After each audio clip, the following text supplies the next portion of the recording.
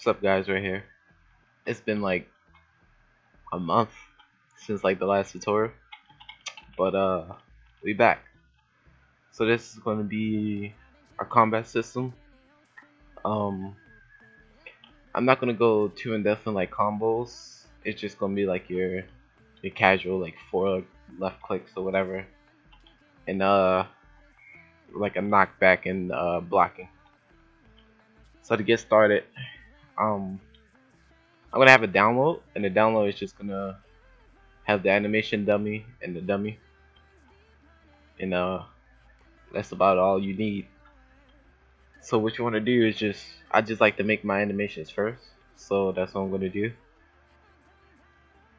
I'm using Moon Animator as well.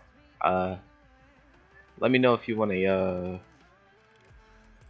tutorial on Moon Animator. I think the second one came up, but yeah, just let me know if y'all want a tutorial on it.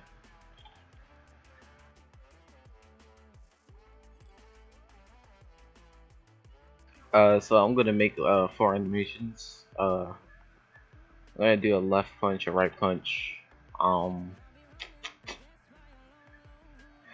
What should we do? A kick.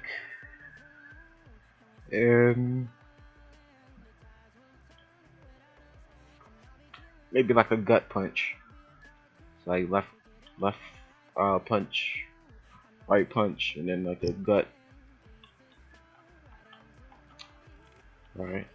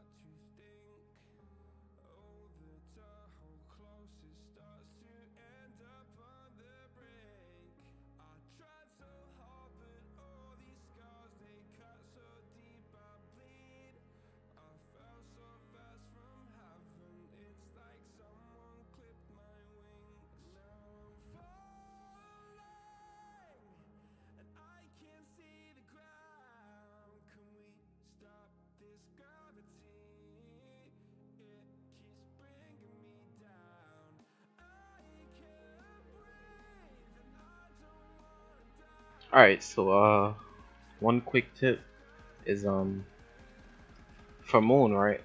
So say like remember when I said I wanted a left and a right punch? So what I can do is I can export this one. Let me save and close this. I'm gonna create a new folder, and I'm gonna just call this animations. Alright, I'm gonna call it animations, and I'm gonna drag that into there, and I'm gonna just call this right, and then I'm gonna open back up Moon, and then I don't want to like reanimate this for the left hand, So what you do is click attempt to reflect, and it mirrors the animation. So pretty much we just essentially made 2 animations in this time span of 1. So I'm gonna save this and export that one as well. And do this. I'm gonna name this left.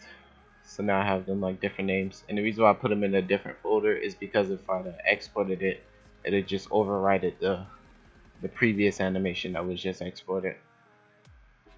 Alright, so now we got 2.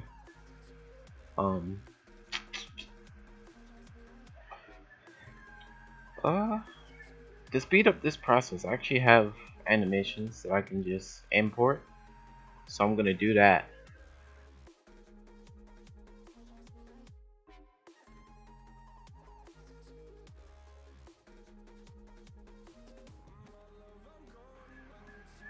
No, that's the kick. Actually, we can use this kick. And it follows through. Select the kick endpoint and then it follows through. So I'm going to export this one. And this will be the kick.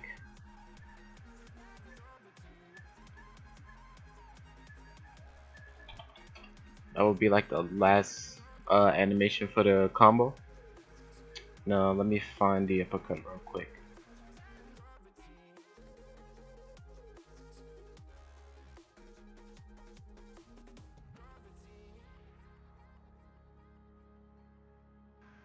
I just realized that said gut punch.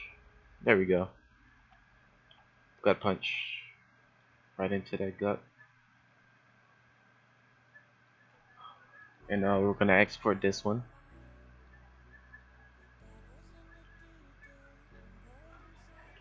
I'm gonna call this gut. Alright, so now how do we actually export it to Roblox? So I open up the animation editor, click on the animation rig, and I'm gonna just like do like some random animation real quick just so like it can autosave, and then I click the X, and what should appear in the animation dummy is anim saves, and this is where we will copy these and paste them in. So now we have the animations there. Then we're gonna go back into the animation editor, and then we're just gonna load them. So right punch. Let's turn the FPS to about 60. Oh, that's too fast. 30. 30's fine. Okay, so then click the 3 dots. Make sure animation priority is set to action. Export. And then I'm gonna do combat series right punch. And then I'm gonna do the same for the other animations.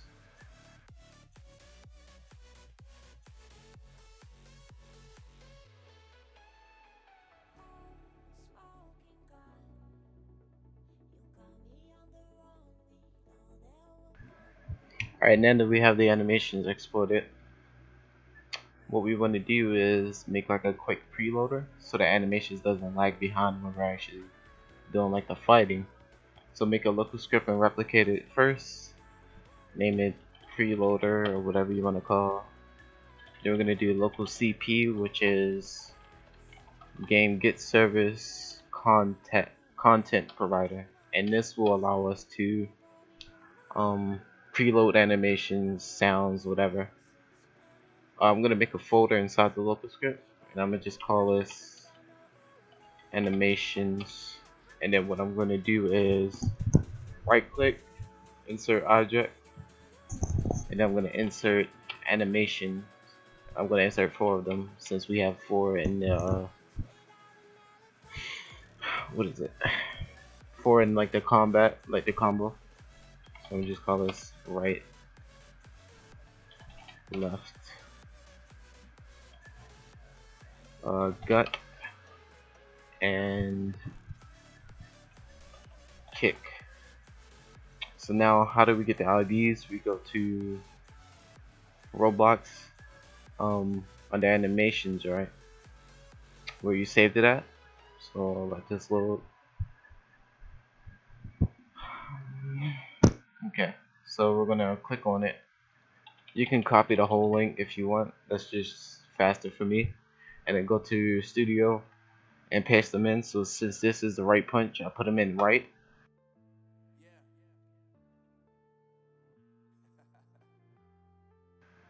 Alright, so we have the 4 animations, right? So now what we want to do is reference the animation folder that's inside the local script. So we're going to do local animations is equal to script wait for child animations. Okay, so now we're going to do a warn, like think of warn as print, but it bolds the output and it's like an orange color. So I'll show you the difference. We're gonna do preloading animations and then we're gonna do the same for print as well. And you can see like the difference in how they show up in the output. So the warning is, well, you'll see. So the warning is highlighted in orange and print is, you know, the basic text. So I like to use the orange one just so it's just more defined. It's just more defined for me. Then we're gonna do CP colon, and then we're gonna do preload async, and then we're gonna do animations get children, and then we're gonna warn, and then animations load it. So what this does is makes an array. So an array is like a list of objects that's within like an object, or just a list of objects. And since we're making that array with animations, we do animations get children, which gets all the animations inside of here. And this will work. So if you want a quick test, we can play.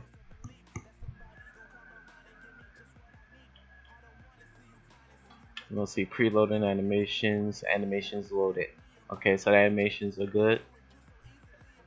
So we're just gonna close out the preloader. Alright, so now we're gonna make a local script in starter pack, and we're just gonna call it combat. And then we're gonna make a script in server script service, and we're gonna call this combat system. And then in replicated storage, we're gonna insert a remote, and we're gonna call this remote combat. So we have the local script, server script, and the remote event. So what we need to do is reference the remote event. So what I like to do is local player game get service players our local player, just to get like the local player in the local script, just in case we need it, which we will, because we're gonna do camera shake with the combat system. Then we're gonna reference replicated storage, because that's what is holding the combat remote. So we're gonna do RP is equal to game get service replicated storage, and then we're gonna reference the combat remote event. So we're gonna do combat equals RP wait for child combat. So now we need like the functions of clicking, so we can actually do, you know, the attacks. So what we want to do is get user input service, which I like to call UIS, is equal to games get service user input service. And then we're gonna do a debounce. So local debounce is equal to false, which is a bool, and this will prevent the script from being spammed. And now we're gonna do local cool down is equal to, let's say 0.5, 0.25. Alright, something else I need. Yeah, so we're gonna need two variables. We're gonna need local current time, which we're gonna set to 0, and local previous time, which is set to 0. So with this, these two will allow us to calculate the time it takes for you to click, like left click and continue combat. And if it's over a certain amount of time, then it's gonna restart the combo, just to like give it a nicer, more rewarding feeling, rather than punching one person once and then like 3 minutes later you punch in the combat. The combo system continues. You don't want that. You want it like responsive, like right after you click, you want to click again and keep it going. Alright, so we're gonna do UIS input begin :connect function. Let me close it out. And we're gonna do input is typing and then click enter. So now if is typing, so this is pretty much if you're interacting with any UI element or like chatting in chat, then this combat system will not activate until you're not typing or anything. So then we're gonna do else if input. So since we're gonna do left click, we don't want to do key code. Key code is for your keyboard, right? So what you want to use for mouse is user input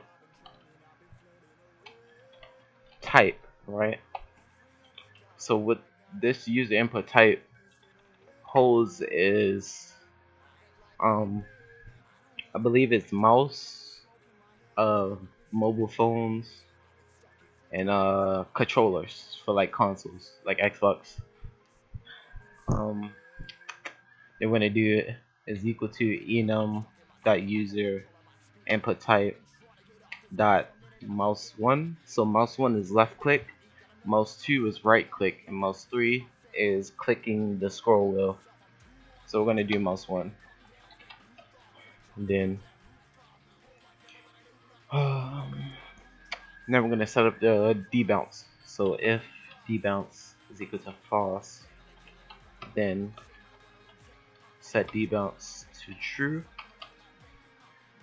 And then what we want to do is get the time, right? So what we want to do is we're gonna set current time to tick, and what tick does is it gets the, how do I say this? It gets like that current time. So like let's say it's like, you know, on my clock it's 1:44, right? So it will timestamp 1:44, right? And it will save it under current time. And then what we're gonna do is when we run this script again, we're going to compare. So we're gonna do local past time is equal to do we want to do current or previous time? I think it's previous minus current time. Let me just check this real quick. Past time. Give me 1 second. I'm gonna change the debounce, right? I'm gonna just disable that by commenting it out. And we're just gonna test this real quick.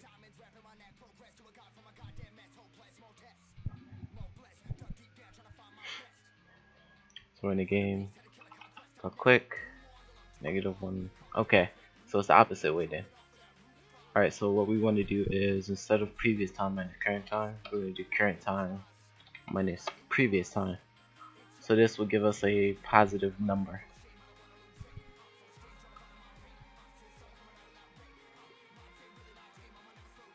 So we're going to do bam, bam, bam, bam, bam, bam, bam. Okay. So if you want to like look at this, don't look at like all the numbers, just look at the 2 numbers that's near the decimal point. So 4 and 7, and 4 is the actual like second. So as you see, the next one was 5 seconds, so that was, you know, at least 1 second has passed since I clicked that, and 2 seconds and 1 second, you know, it just keeps track of that time. Alright, so we want to set debounce to true. Want to remove this print statement, and we're going to do if past time is less than yeah, it's less than 1, right? So if it's less than 1, then it can continue the combat combo, else restarts the combo. So we're gonna need a counter. So we're gonna have to make another variable. We're gonna call this count is equal to 0. And what we want to do is every time we click, like left click, we want to increase count by 1. So what we're gonna do is we're gonna do, how do I want to do this? If it's less than 1, yeah. So count is equal to count plus 1, right? And then we're gonna make an if statement. So remember, we have 4 animations, right? So we're gonna do if count is greater than 4, then set count back to 1. So this makes sure the script won't break and it doesn't go past that 4 count combo. And then we're gonna do an else statement. We're just gonna set count to 1. So now what we want to do, drop a few lines, and then we're gonna call on the remote event that we referenced up here, which is combat, and then we're gonna do :fire server, and then what we want to put inside of this is count, right? So now what we want to do is grab these 2 lines, copy and paste them, right? And then remember the preloader, right? Copy the animations folder and paste it inside of the combat system script, so we have the animations to use. Alright, so what we want to do is we want to reference the animation folder, animations is equal to script with child animations, and then we're going to, oh my bad, we're going to do combat on server event. So this is running after the fire server happens. So this is the function that runs when it happens. And then we're going to do :connect function parentheses. So just keep this in mind, since we sent a value in the remote event, right? We have to bring it into this, right? But the thing is, when every time you call fire server, the first parameter is always player. You don't have to put player through here, because if you do, then you're just gonna create another variable, and you're just gonna have something like 2 players if you put, you know, player right there. So you don't want to do that.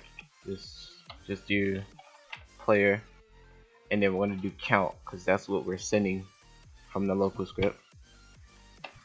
So now what we want to do is reference the player's character, so we can get the humanoid. So local character is equal to player dot character, and then local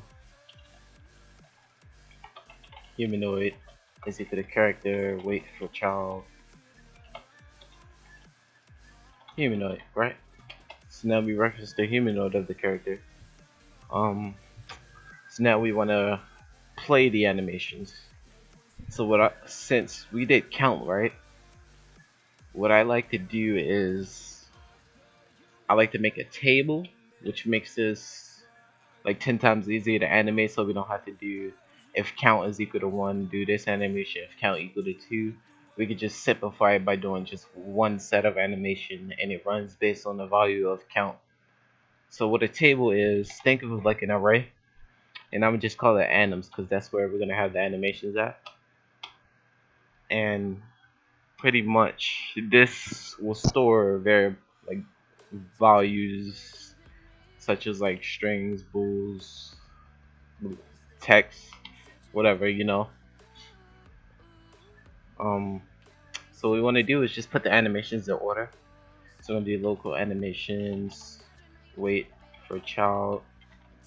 So for me, I want my right punch to be the first animation, right? So we're gonna do right, and then you can copy this 3 more times, and we're gonna do left, which will be the second animation that runs, and then we're gonna do gut. And the reason why I'm calling them by their specific names is because we'll need their specific names. Then we're gonna call it kick, right? So now we have them in order. So it's a right punch, left punch, gut punch, and then a kick, and that will be the 4-hit combo. So now what we want to do, since we have this system in place with count, and since we don't have to do if count is equal to blah blah blah, we can do local attack, which is just going to be the name of the animation variable, and then we're going to do load animation, humanoid colon load animation, which is the thing that plays the animation, right? Well, loads it to the humanoid, and then we can play it. Then we're going to do anims, and then we're going to do the brackets, and then we're going to put count inside of it. So whatever count is, it's going to choose the animation based on that and play it, so we don't have to do all that extra if statements and stuff like that. And then we're just going to do attack play, right? So when we test, this should all work smoothly now, since we have like the preloader and we don't have all those if statements and stuff like that. So I just left click. Oh wait, I'm done. I forgot the debounce. So what we need to do is set debounce back to false, right? Since we set it to true here. So we're gonna go to, make sure you're in the local script and go below the UIS function, and we're gonna do combat dot on client event colon connect function. So think of on client event as the opposite of on server. So on server only loads on the server, like a server script, and on the client only loads on a local script or a client script. So what we want to do is wait CD, which is the cooldown, and then set debounce back to false, right? So now if you come back into the server script, we drop a line and we do combat fire client instead of server, because remember, we have to go back to the client. We have to put player inside of the client though, so it knows which person to reset their cooldown to. And if you didn't have player in there, then you're gonna get an error. So now when we test, we should have, it should be working actually. So we do it. Okay. So it's only doing one, right?